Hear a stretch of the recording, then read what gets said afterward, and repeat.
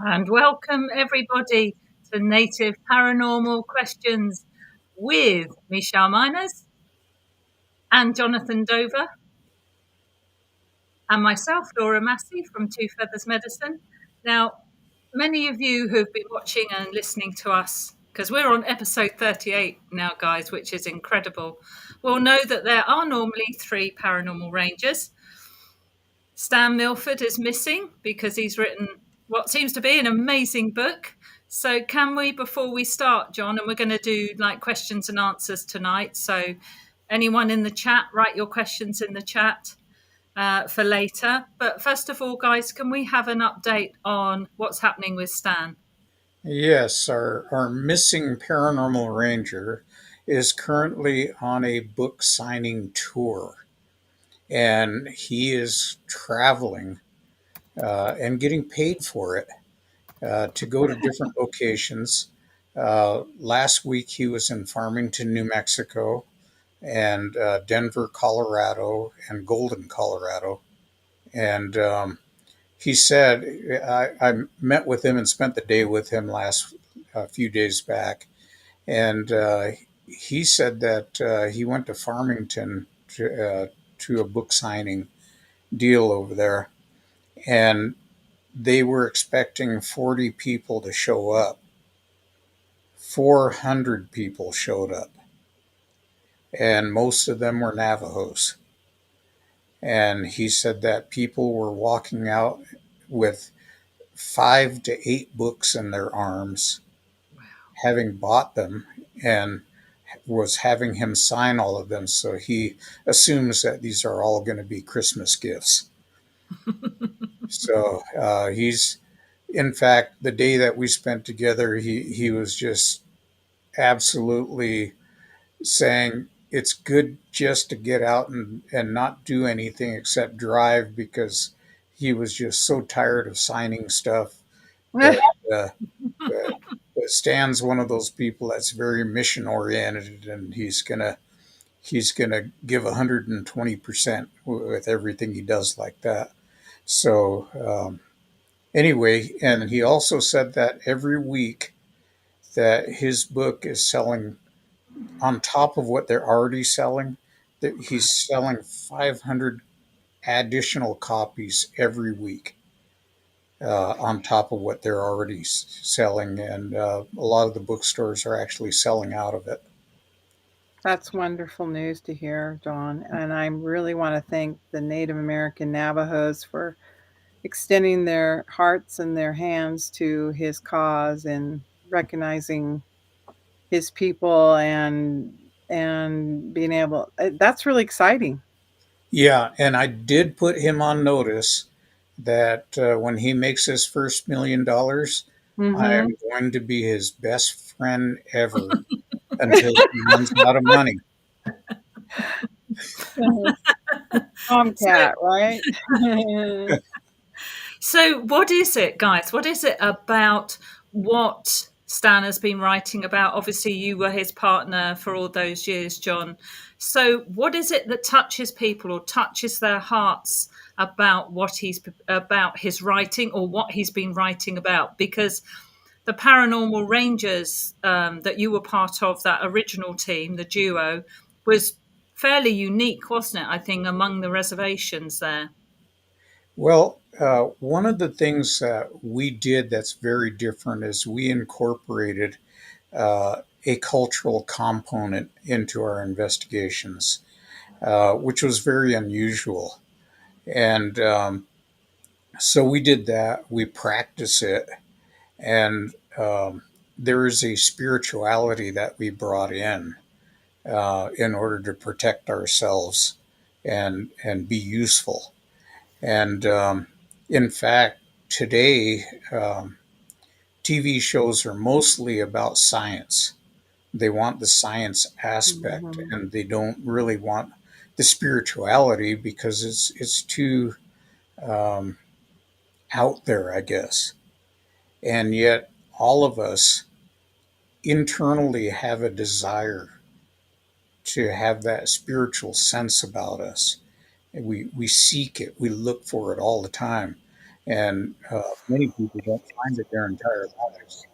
Um, Native Americans have an innate quality to have that spiritual side with us at all times.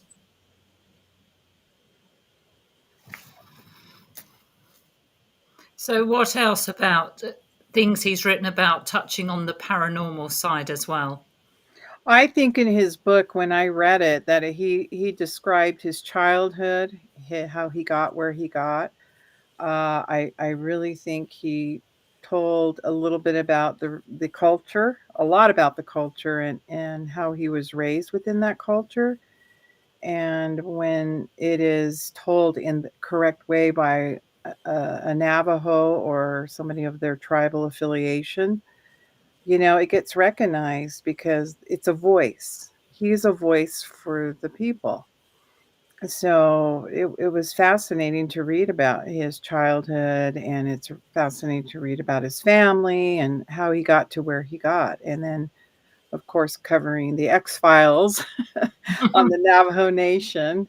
Um, really, like Jonathan said, he brought a spiritual aspect, but he didn't go into revealing ceremonial tactics. He's just basically is just talking about the people and who they are.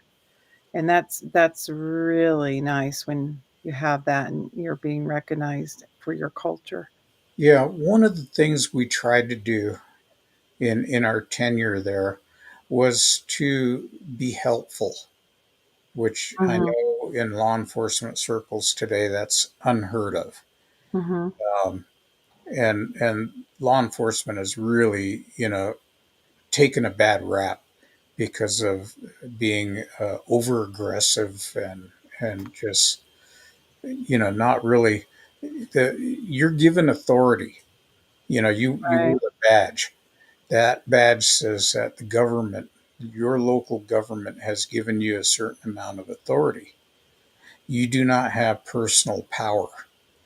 If I tried to stop a Volkswagen Bug, they'd make commercials saying that they look the same from the bottom up, because that thing would just run you over. Um, you don't have personal power. It's delegated power or delegated authority. And I keep thinking I have this flash in my mind that's going, respect my authority, you know, but the point is that that's missing today. Uh, Officers used to be helpful. Mothers would say, if you're ever in trouble, go to an officer. Today, officers are a little bit more frightening, and people don't want to go to them. And people that do go to them, they say a family member who's emotionally disturbed is causing trouble. Can we get somebody over here to talk them down? And Mhm. we end up coming over and shooting them, Mm. which is always bad publicity. And it doesn't reflect, I would think, the majority of the officers that are out there trying to do their jobs every day. It's just a few that get pointed out. And so we tried to be helpful. We recognize that in paranormal investigations, people are traumatized. Mhm. And so we were there to genuinely try to help them um, deal with that trauma and accept it in such a way that they didn't feel like they were going off the deep end and going crazy. And we did that a lot. People would come to us later just crying and saying that they were thankful that we were there, and it's a good feeling when you can help people in that manner instead of just going over there and trying to poke something with a stick or shoot at it. What I admire Stan for doing this and writing this book is putting himself out on a ledge, talking about not just the law enforcement side, but also about the paranormal experience of the cases that you both covered, and the fact that this show has been developed so that we could have an open conversation about these experiences. that each of us have had. Yours was based in law enforcement, mine was based in investigation. And so I have to admire that he's willing to do that because there's so much criticism. To your point, Jonathan, the fear factor, and this show is related not to the fear factor, but to have a conversation, saying that it's okay to talk about these things. It's okay to have had these experiences and discuss and to put that in a written form. I mean, people are hungry for that type of knowledge. And with him selling out the books like he is, there must be voices that need to be heard, and he is speaking to those voices and for people looking for those answers. So that's what I admire him and what In, he's doing. in Navajo culture, um, there's this concept of a balanced life. It Mhm. recognizes that there's positive energy out there and there's negative energy, and you have to balance that in order to be a good person, to live a good life and be free of conflict. And that's what we tried to do in our dealings and how we Mhm. live our own lives, is try to stay in balance. It's tough to do. Yeah. It's not an easy thing. You have all these outside negative influences coming your way, whether it's through the TVs, through the movies, um, through music.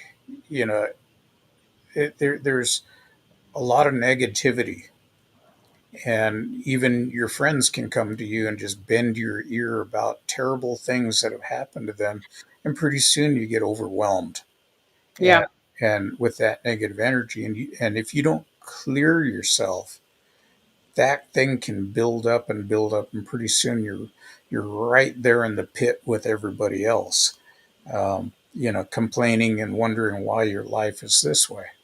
And it's up to you to, find that way to clear yourself, where it could just be a walk in the forest to get rid of those negative emotions. And especially for people, that are more susceptible to them. Um, it'll get to you after a while. For me, I can't even go to a place like Disneyland, and I get very, very overwhelmed Mhm. because as an empath, you start to feel other people's emotions, and when they're in close proximity, it's like a sensory overload. And so, what I have to do is I have to literally psych myself up to go to Disneyland, Oh, and you know, my and favorite place. yeah, I mean, I love it, but I have to psych myself up because the crowds Right. put me on edge, and that, and being a police officer, and being in such close proximity, um, I literally got in trouble one time. Got in an argument with a fellow worker. Mhm. This is after law enforcement, and they came storming up to me and got right in my face, nose to nose, and this gal was yelling at me. Mm. And I guess she bullies people that way. I immediately turned to the side like this and was still talking to her and letting her vent. And she said, "You're dissing me," Oh, and stomped off. oh, interesting. And later on, I said, "Okay, let's have a one-on-one. Let's talk about this." And we went down to the lunchroom and talked. And I tried to explain to her that I had been a cop for 31 years. And when people get in your face and get that close to you, you worry about a gun grab. And so I turned my gun side away from her. And it was just so natural that I did it because I've done it for years. And uh, she assumed I was not engaged in the conversation, um, or as she put it, dissing her. And when we sat down, she started cussing. It was F this, F that. And I told her, Mhm. I says, I refuse to have a conversation, that's non-professional. I says, let's keep it at a professional level. And she says, I can't do this. And she jumped up and ran out. So, that you get people like that that just, they don't want to understand anyone else's position. Mhm. And for me, it was just such a natural movement. And I still do it to this day. It's sometimes it's a little embarrassing. It's a tactic that you learn that diffuses the argument, and so, if somebody sees that you're trying to diffuse the conversation and don't wanna get it heated up, that's a great tactic to have, and people shouldn't be offended, but should be looking inside themselves and saying, "Enough's enough." Well, the point I'm making is that yes, I have PTSD from years and years of Of doing what I course. did. Um, I walk into a restaurant. I want to sit in the back corner with my back to the wall, facing everybody, so I can see everybody. And I literally have to tell myself, don't do that. Sit with my back to everybody, and I purposely do that just to. Um, but they teach you in effect and I learned this in martial arts. Be friendly, be courteous to everybody you meet, and have a way to take them out if you need to. Mm. And it's kind of scary. Literally had people going, "Oh, I'm going to go over here and sit somewhere else." Um, but that's how you react to things. Sometimes you have to be guarded. Otherwise, I probably would have been slaughtered by now and 6 feet under. And Well, Jonathan, I appreciate what you're saying and to the audience because, this last weekend I had to do that and diffuse some things I was going through on a personal basis. I lost 3 friends to death. 2 of them were cancer patients. The other one was they just died of a heart attack. And, when you get that much emotion and energy in there, into your realm and then you're dealing with daily life, that can be very overwhelming. And then the career you guys have been in. So what I did was I glamped in my backyard. And I started a fire and just got grounded. And yeah, it was a cold night, but you know what? It was what I needed. It was getting back to nature in my own backyard, even though, I didn't go up to the mountains or anything, and we had beautiful mountains here. But it was a way to get back to nature and let nature heal that part that there is a cycle to our lives, life to death, and then it starts over again. And that for me was a clearing, and it helped me ground a lot. So, and being with the healing aspect of it too is like getting really grounded. And a friend of mine called me, was inspired, and she said, you sound really grounded. Because, all this stuff is bringing more confusion into our lives. So those kind of things do happen. And I'm one to attest to that. yeah, and grounding itself is an art form. Mm-hmm. We don't realize we wear shoes. We are insulated from the earth, Right. and so we don't naturally ground ourselves. Right. We walk around in tennis shoes all day. And at the end of the day, we're on concrete, we're on carpet, we're on wood, but it's fake wood, it's plastic wood in the house, you know, Right. and then we go to bed, and we don't think about it, that you actually need to be touching that earth, that ground, Mm-hmm. and allowing that your body to release whatever's in there into the ground. And that's what we mean when we say grounded. And there's actually companies out there that make special mats and things for that plug into your grounding receptacle that can actually help you to stay grounded even in the house. So, look it up on the internet. Look up grounding, and you'll find all kinds of information on it and how to get out and take your shoes off and your socks and stick your feet in the, on the grass and curl your toes up. And you do that for a half hour a day, and you feel great. I think also with all the electro smog, around the home, all the stuff Yeah, from all the electrics, all the computers, and so on, that it must distort our energy field as Yep. well. So grounding would be, particularly good for that as well, wouldn't it? And as you said, Michelle, getting out into nature. Remember, all of us people are energy. Mm. We are energy, and that energy can't be destroyed. Energy in physics cannot be destroyed, right. but it can be repurposed. You can re- And so when we die, that energy goes somewhere. It can't be destroyed. And So do you think your background, both of you, whether indigenous or not, um, is about maintaining your own energy field, isn't it? It's certainly what I've learned in my mentoring from Andrew.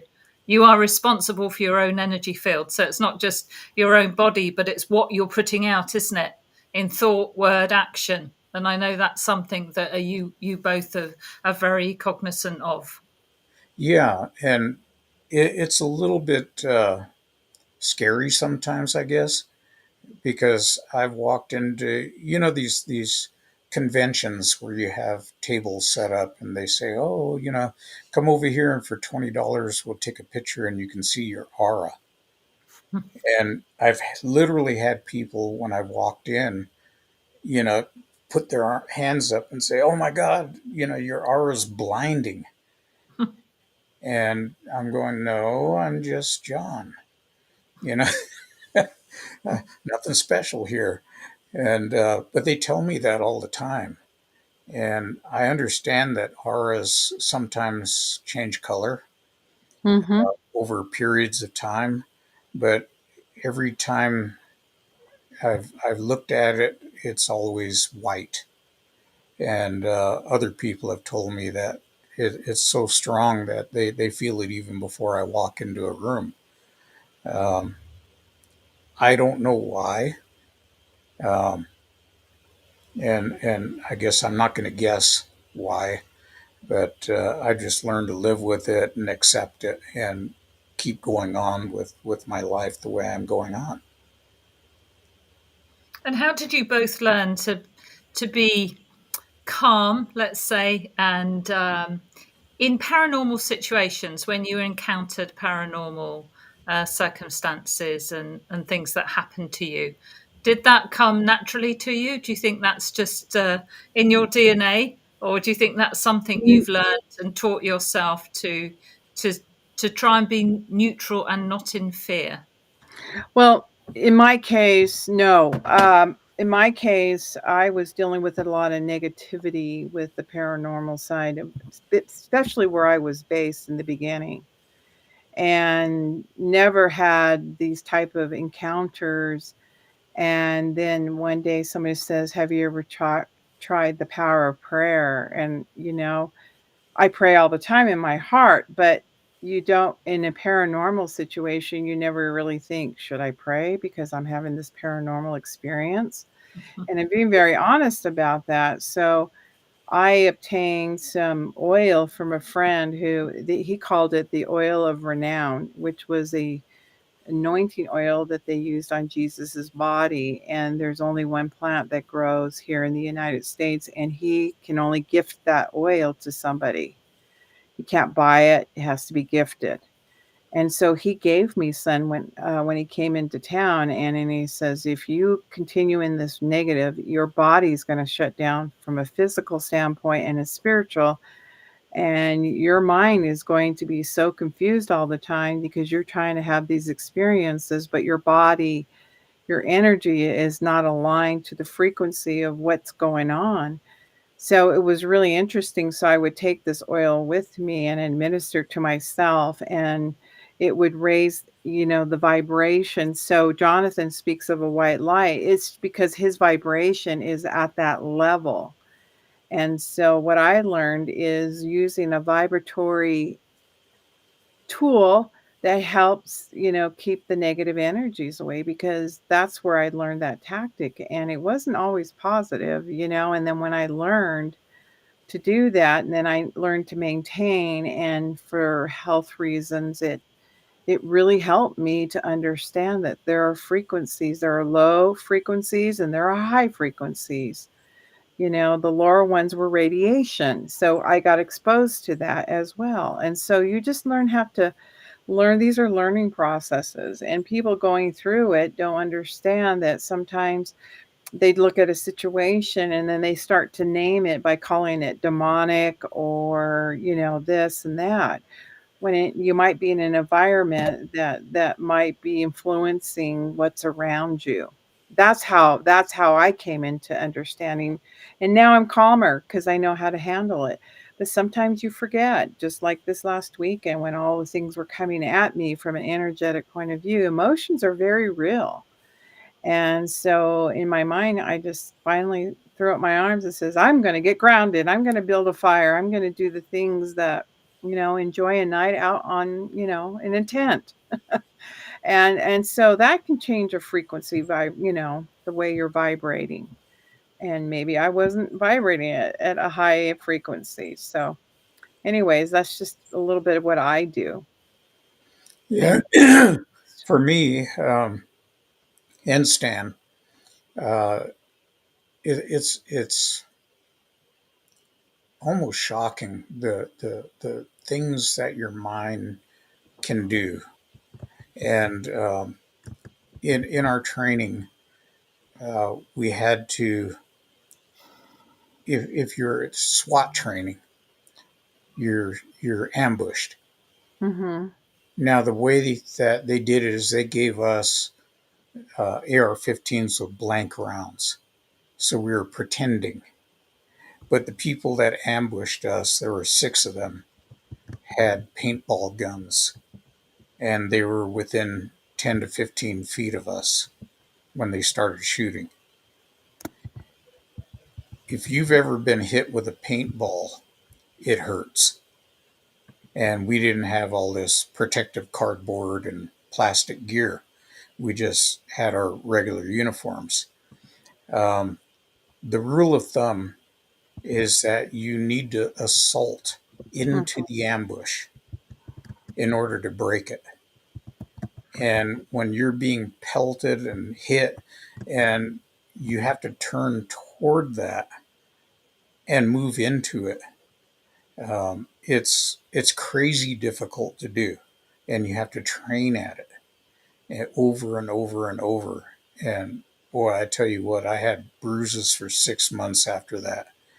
Um, I actually got so upset that I went toe to toe with the instructors, Wow. saying how how pissed off I was because it was not a true test, you know. But made it through the training and actually became a co-SWAT team commander with Stan. Uh, the point I'm making is that you have to change preconceived ideas. You can't think of it, our fear response is actually based on self-preservation. And they you often hear, oh, fight or flight. Well, there's Mhm. two more elements to that. There's posture and there's submit. So fight, flight, posture, submit. And in posturing, you see people that walk around like a rooster. They puff up their chests and they start striding around and making themselves look bigger. Mhm. Armies throughout the world, in the British Army used to wear these tall bearskin caps, And the reason they did is to soldiers taller battlefield because that was more intimidating. Uh, the long bayonets were scary, and so they made them as long as they could,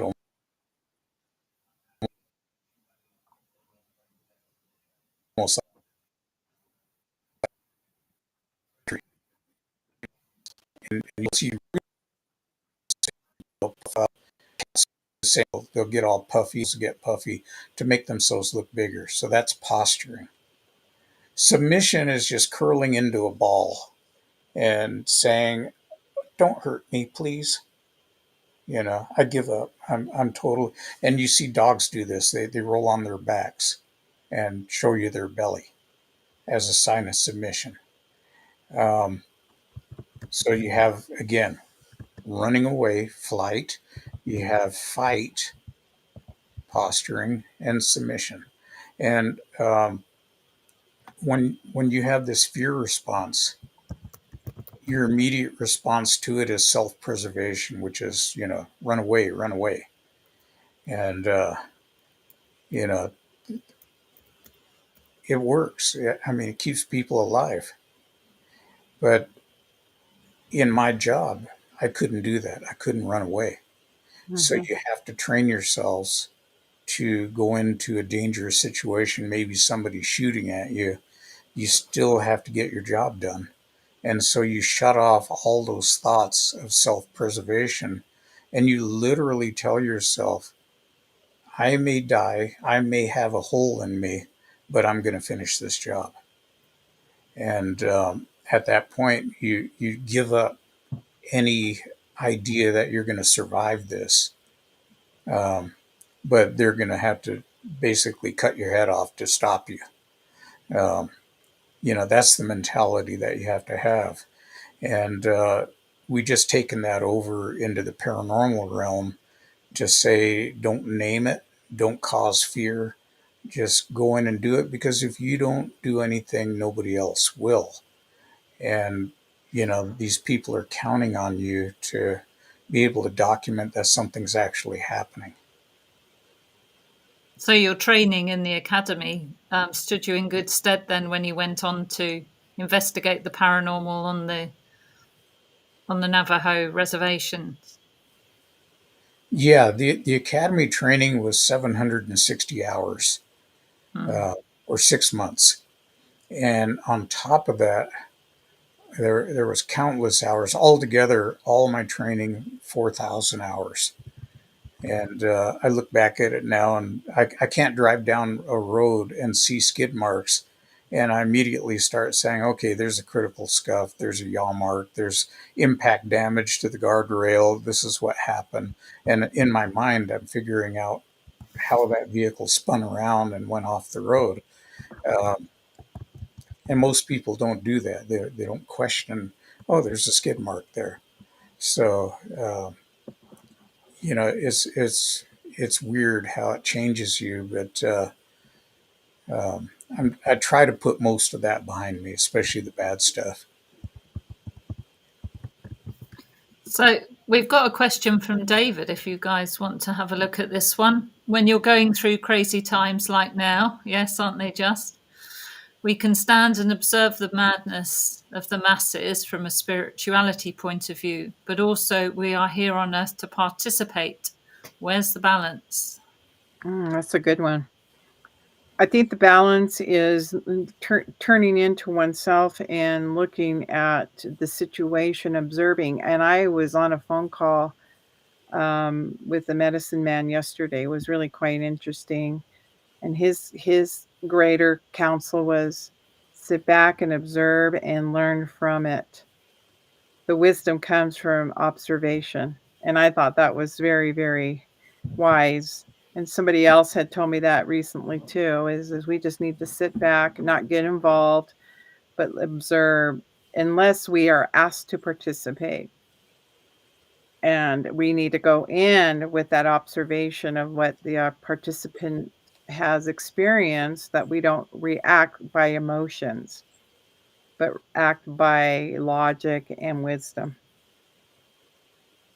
Yeah, boy, there's a lot of stuff involved. Somebody asked, do we have crystals or other talisman objects that you use to defend yourselves from negative energy? Yes, we do. Yeah, we do. Um, in my case, I carry a black obsidian arrowhead, and they are made specifically for protection from dark energies.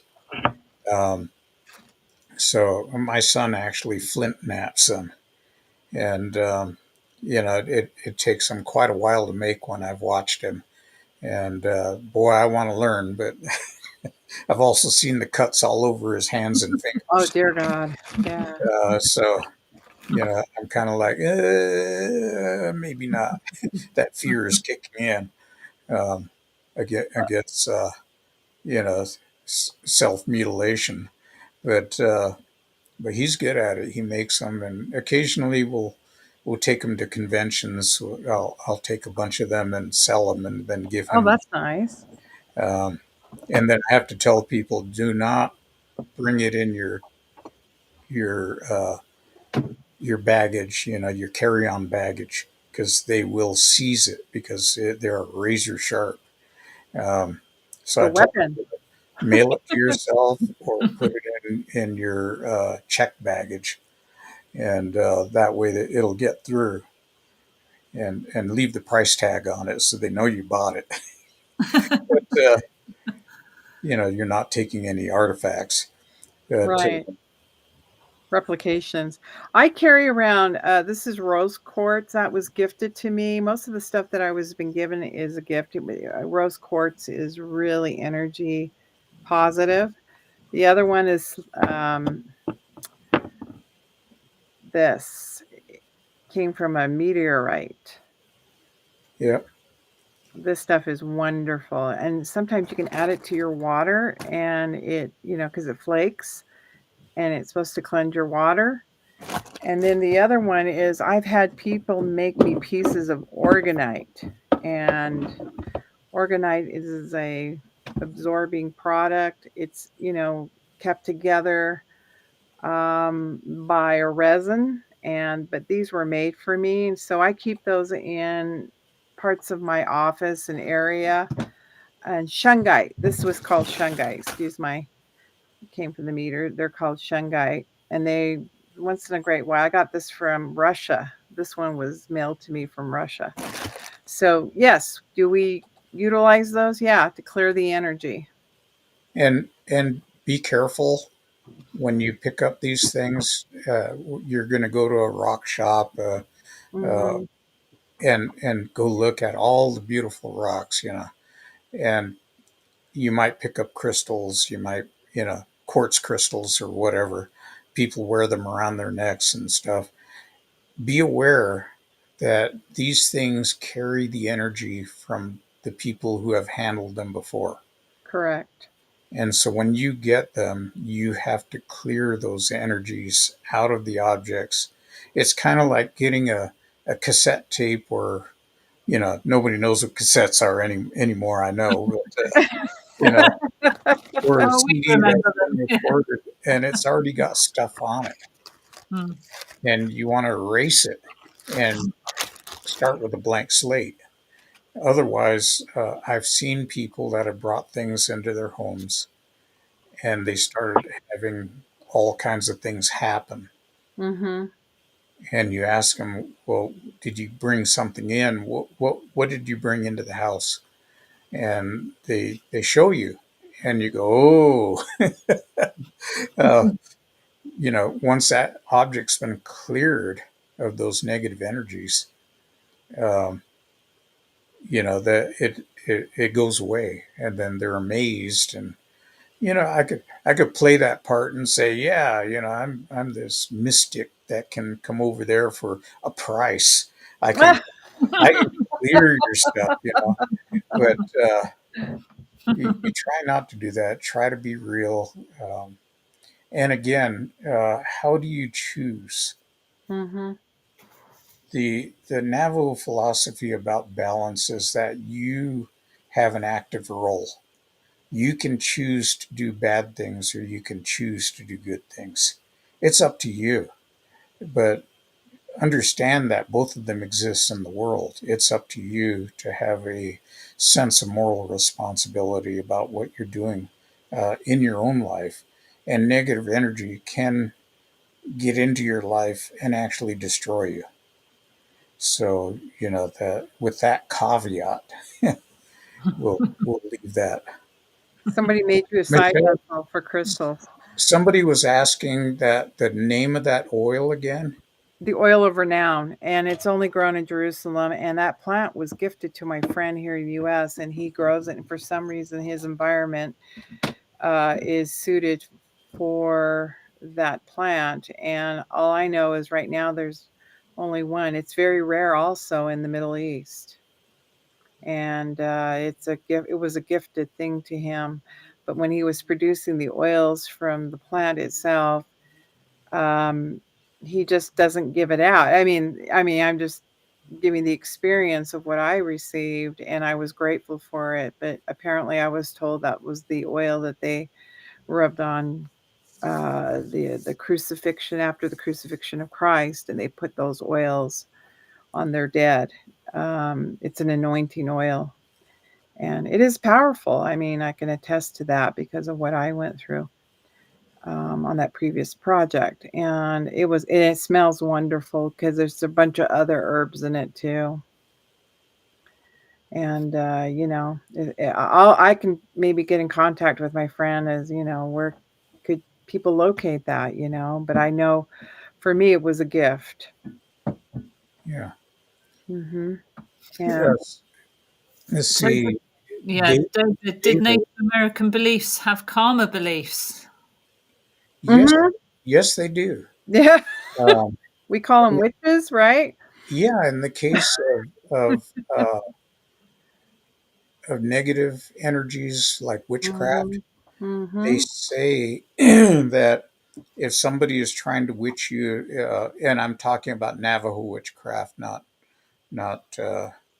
Salem, Massachusetts witches. Yeah. not the other. There's good witches, there's bad witches. When I was in Scotland with Stan, they actually took us to a village that Hmm. had witches, and we were kind of like, when we went in there, and then we found out they were the nicest people ever. Yeah. So, again, we went in with a preconceived idea of our thought, Right. of the Wicked Witch on the Wizard of Oz. Yeah, that was, green with a big hook nose and a big chin, and could zap people. Um, Well, Jonathan, in that culture, you got to understand too that people with gifts that were get, psychic abilities, they were able to see things. they were different, They were different. And that name came as a result of the negative rather than the positive. Instead of calling them the woods people or something, they didn't, designate them as being witchcraft, right? and that So, was, yeah. so in Navajo witchcraft, if somebody is trying to do a curse on you and you're protected in some way, they actually that thing can rebound on them as they're trying to curse you and cause them the same problems, even up to death. And so, it's a tough decision sometimes, that and I try to protect myself all the time. I had Hmm. a good friend of mine that my story about being followed by an orb behind me for about 40 minutes going down the road, 2 o'clock in the morning. Um, and it was really, really bizarre. This floating ball of light following about 100 yards behind my vehicle. That's green. You can see the ground lit up under it. And I've always been curious as to what the meaning of that was. Um, this friend of mine actually did a reading on that and told me that that stretch of highway has a lot of negative energy on it, and there were things that were there that could hurt you. And they said that that orb actually showed up and followed me in order to protect me. Ah, interesting. And I thought, wow, I never thought of that. And to give you some insight, that stretch of highway has had numerous encounters with skinwalkers. And so, in fact, I was with a film crew out just 2 weeks ago, and we were driving back, and the guy that was driving, we were in his truck, and we went. Uh, do I even say it for a 3 hour tour? Uh, you know, Yes, no, you not are. not Gilligan's Island, but we went. Uh, we drove for 2 hours and went to Chinle, and Hmm. then drove back. So it was actually 4 hours. On the way back, it was already sundown, and all of a sudden he slammed on the brakes on a stretch of highway that was straight, and he yelled at everybody, "Did you see that?" Well, the GoPro he had in the windshield had shut down just 15 minutes earlier. The power was gone. So he didn't have a camera facing in the front anymore. He had cameras facing us from the windshield, because we were in conversation.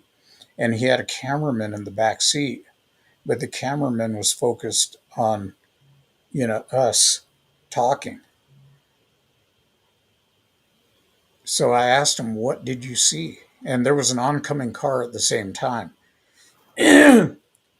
He said that he saw something that had the rear leg of a kangaroo, and the tail was long, and it branched off into three spikes. He says, kind of like you'd see with a devil's tail. And he says that thing ran so fast that it zipped in front of the truck and zipped in front of the other car. And it was at the height of the windshield, but it was on all fours running. And he says it looked like a kangaroo. Okay, we don't have kangaroos. We did the math. Um, it took, how long it took to cross the road and how many feet the road was wide, Hmm. and GPS locations, everything else. And at a minimum, this thing was running at 87 miles an hour. Now, to put that in perspective, the fastest animal in northern Arizona is a pronghorn antelope. It can run at 50 miles an hour. The fastest animal in the world is a cheetah. It can run at 60 to 70 miles an hour. This thing was 80 plus. We may have the first scientific evidence of how fast a skinwalker can move. And people after that told us, oh, yeah, they've seen a kangaroo looking skinwalker along that stretch of road. That was the same stretch of road that the orb followed me on. So, strange stuff. He was freaked out for quite a long time. I ended up bringing him back to the house and smudging him uh, for protection so that that thing didn't follow him home. But it was a rather startling occurrence. Hmm. So yeah, make sure that you know you have a choice which direction you can go, and then protect yourself at all times. The question came is how do we clean the stones? And a friend of mine called me that night. I was out in the fire, and she says what she does with her crystals is put them out on a lunar moon or a full moon and just leave them out there overnight. And that cleanses from the sun. I mean, from the moonlight, cleanses those stones of any negative energy. Very And much there's people that smudge them, and there is from what I'm understanding, I haven't seen one yet, but there is an electronic device that broadcasts on a specific frequency that you can Right. use, and That's easy. Yeah. it'll take all the electromagnetic energy out of that thing. Yeah, there is something called Rife, RIFE, the Rife frequencies. I'm going to list that. Um, they're harmonic, Hmm. and people can go on and clean their stones. And also, I I've heard heard, washing them with water too can I was also going to clean. say, holding them under fast running water too. Hmm. Or a Uh, stream or something if you live near a water source. Can and also. I was taught in the early days over here to bury them in the earth for 7 days. Have you Oh heard that? wow! Yeah, there was that one, and also to put them with an amethyst because an Uh-huh. amethyst will cleanse them. Yeah, there's many, many different ways out there. I can't be around amethyst. They somehow make me queasy. Mm. That's very strong. Maybe it's too strong for my frequency or something, but I every time there was a giant one in a shop one time and I was getting sick and I'm like, "What is making me sick?" And the owner comes by and moves me to another here, you need some citrine. You need some citrine. And I go, "What is making me like woozy?" And she says, "'Cause you can't handle the energy from the amethyst." So anytime I see it, I don't like to not avoid it, but I avoid it. So that's your kryptonite, right? That's my kryptonite. Yeah, it's weird. Superwoman. There you go. Do you think crystals are any use to people in this time of chaos for helping ground or to help in any way? We spoke about protection. It's really a personal journey. You can get so caught up in the crystals that you lose sight of everything else, Hmm. and surround yourself with these things, and then never come out of your shell. Uh, we're actually designed to be around other people, Yeah. and I always say I'm not going to change the world, but I'm going to have influence on my little tiny part that I exist in, and hopefully that makes a difference. I think you sometimes you can call on your higher maker, God, whatever you want to call what you look to as a higher power from yourself and ask for protection too. Your ancestors. I do call upon my ancestor. I do use a deity, God and prayer and things like that. So those are protective. We're talking about talismans, where we physically know that they're there and they have a purpose. But I think when you start to commune with your spirit, with a higher being or a higher, sort of whatever you worship, that call upon that too. Great grandfather, is what we are known in the Native American world. Call on him. Grandmother too. Your ancestors. Yes, I think Jonathan has reminded us before that to align with our own cultures. Yeah. Yeah, no matter who you are, you come from somewhere, and in the past, they had their own methods, their own things that they did to protect Right. themselves. You know, if you're from a different culture, embrace it. Embrace that culture, find out what they did to protect themselves, and take it and use it as your own. Don't we call it being a pretendian, you know. Don't just say don't just No offense out there, please. copy another culture and then take everything from them.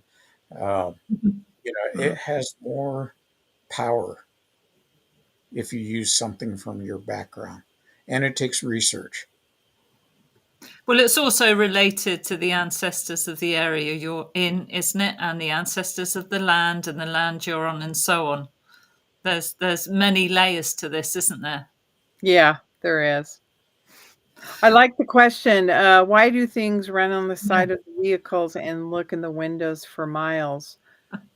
That would be the lore of the skin. I've heard so many stories that said they were missionaries were on missions in the Navajo Nation, and they were going down in their vehicles, and all of a sudden there was something running next to them and very hideous looking. And I had an experience when I was back in college. The girls that I was driving, I was the driver, and we were, and I've told this story before on this show, but we were driving to from Colorado to Utah, and we were around the Moab area, and it was late at night. I would say about 2 in the morning. I was driving because, we all had to work, and then we got a late start to get on the road to go to Utah. And when we were going through the dark canyon in Moab that runs between the highway and Moab, all of a sudden I heard screaming in the back of, and the girls in the back that we had, friends of mine, started screaming, pull over, pull over, pull over. And I got a little irritated because I'm like, we were trying to get there. We're trying to get to the place. And they kept saying, pull over, pull over. And I pulled over and I ran to the back because I had to open the back of her little truck with little forerunner. And I saw these claw marks going down because it was dusty, you pick up the dust, and there was these like streaks of claw.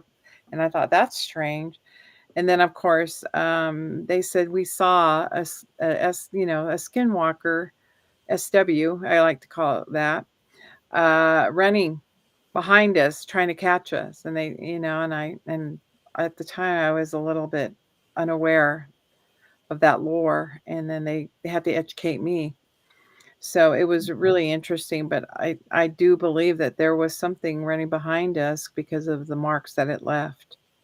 Yeah, one of the reasons they do this is that they will inhabit a geographic area.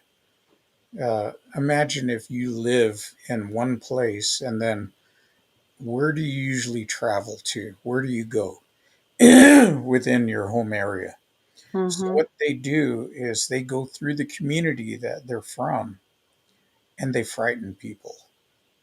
And by frightening people, by scaring them, you're subjugating them to that fear. And now they're afraid.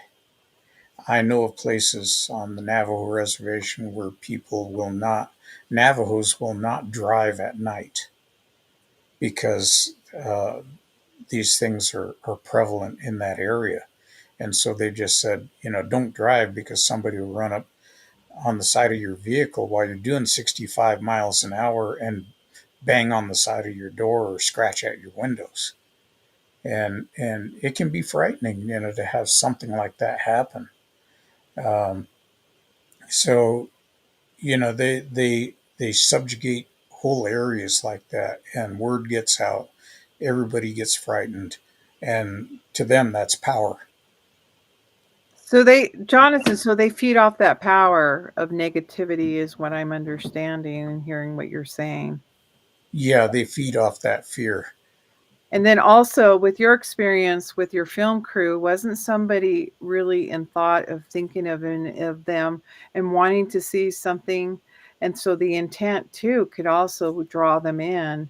So Right. that, For the yeah. first hour that we were on the road, uh, the person spoke about it.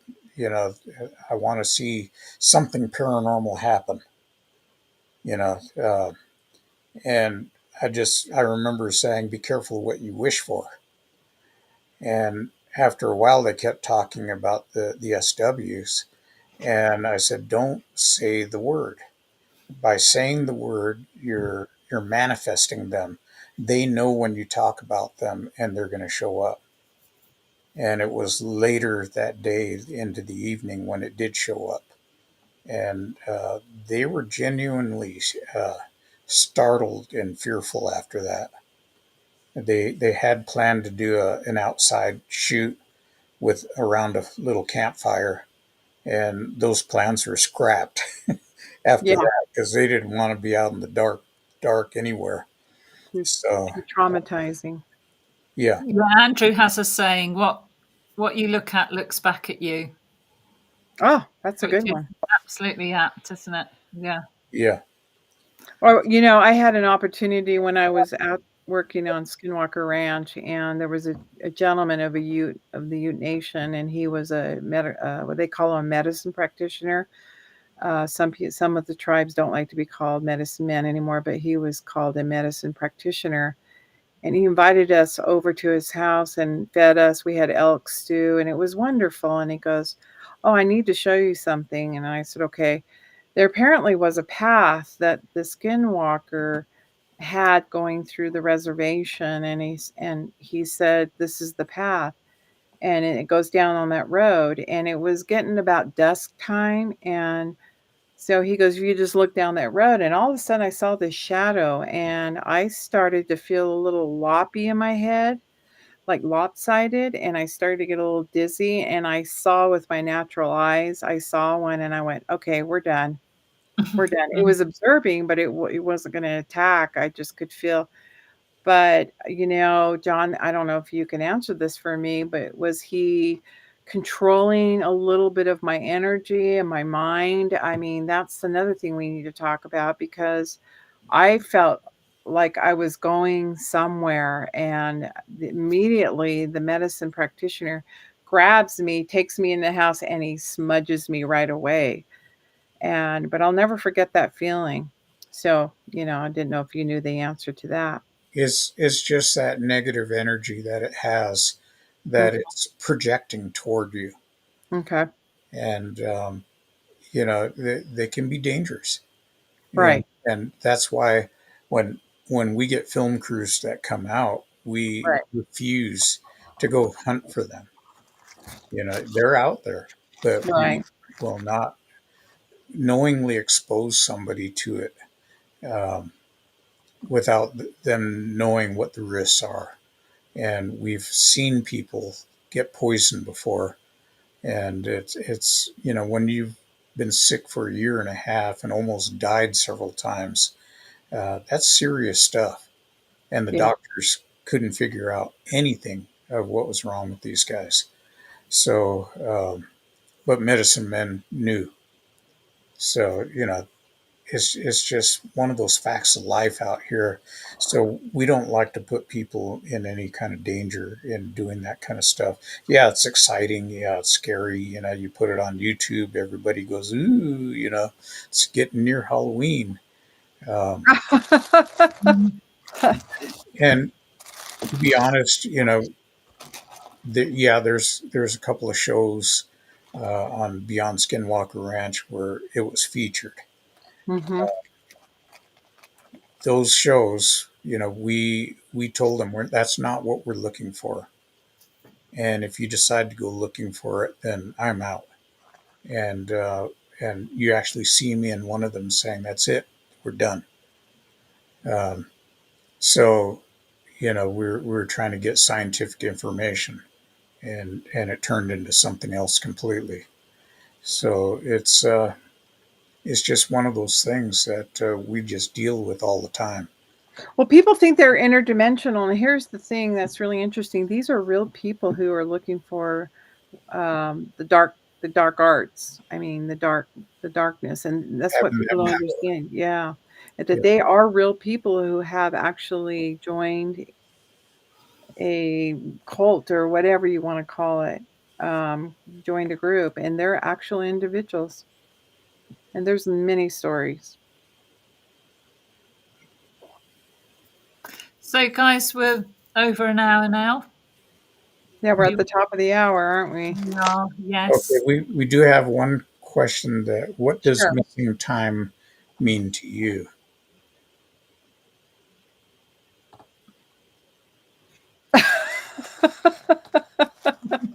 Oh dear. You got caught up in a time warp or time loop. This happens out in the Uinta Basin. I've heard many stories where they would be driving along. I know that we've talked about this a little on other shows. Driving along, and they got in a loop, and they were having a groundhog day, and they couldn't get out of it. So somehow they got in this time loop and, a multidimensional state, or it could be a frequency that they got into and couldn't get out. Our minds do wild things when we're affected by, energies or electromagnetic fields, and it must have been an anomaly. We could go deep into that subject Mhm. big time. For me, um, what did it mean to me when I had missing time? It it was irritating Yeah.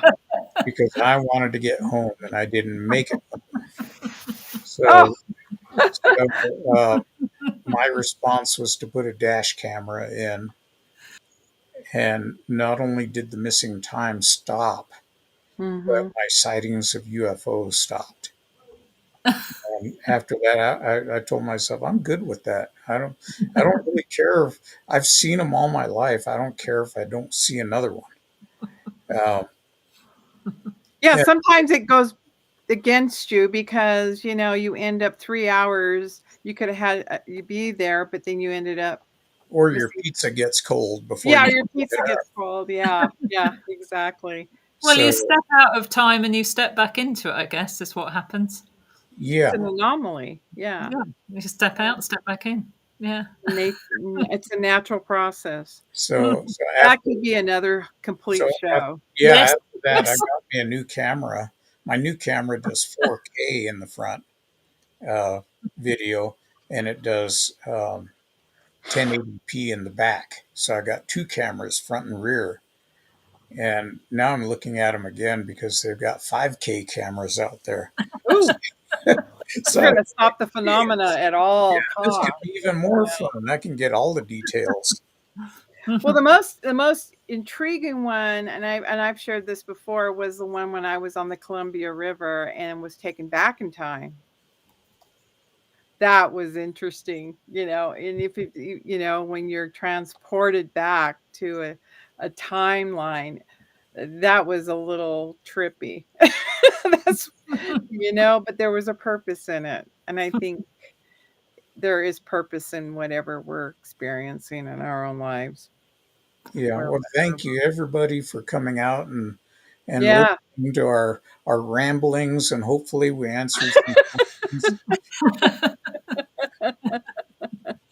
We appreciate everybody who comes out, and we wish Stan the best of luck as he goes out there and promotes himself and his new book. And Laura, thank you for being on our show. We appreciate you 100%. And Dale and Andrew, and I know that everybody's busy right now. We're about to have an election, a presidential election. Some of us are going to experience this weekend, daylight savings time. Remember to turn your clocks back and be safe out there in the Yeah, real my world. my phone's been buzzing like crazy, and every time I look at it, it's another political announcement on there. Yeah, Yes. I So need get to out in vote. nature. Get away from it. Yeah, Disentangle yourself it's and getting as stay bad in as the this antenna, time. please. Everybody tune in next week. We have a Yes. very wonderful guest coming on. It is a real medicine man. That's And amazing. he is a friend of myself and Jonathan. Him and Jonathan have done Ancient Aliens and other network shows together, and it's exciting. And we'll possibly play some experts from that for Brilliant. you And guys we family ask together. you to also like and subscribe, guys, because it really keeps the lovely teachings and everything we get from the Absolutely. Paranormal Rangers. It keeps it all out there, keeps them keeps them relevant Thanks, Laura. in We appreciate everything you do yeah, for which us. is Yeah, fantastic. Well, we appreciate you. So getting you You out there too.